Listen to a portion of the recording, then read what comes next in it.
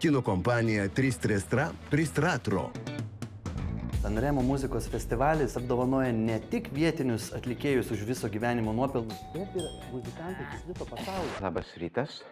Sanremo muzikos festivalis jūs kviečia. Festivalis, sako žurnalistas. O viešpatie, žmona nualpo.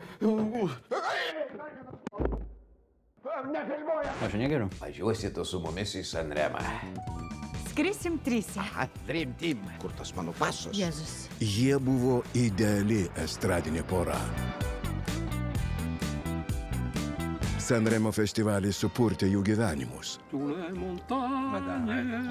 Salute ragazzi! Neužtraukė rankinio, ponia. Kokia gėda. Važiavom. Ir kur Sanremo? L'ho presa. Colpo secco. Varom, greičiau nestabdom. Šaltas vandeniukas. Ko tu stovėjai prie gelbėt, aš nemoku plaukti. Ar kvepuoja dar?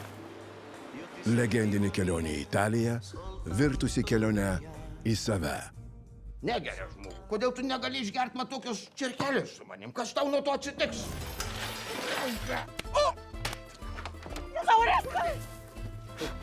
Nieko, vėliau pasimelsim, čia ne problema. Stranisti turistai.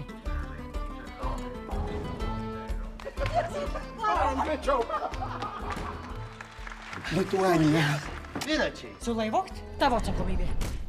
Ineta Stasiulytė, Aistis Mickevičius ir Antanas Obcarskas. Venecijos kino festivalio pagrindiniu prizu dar neapdovanotame filme Legendinės legendos Felicita. Kinuose nuo vasario 14. Sorry, ketchup.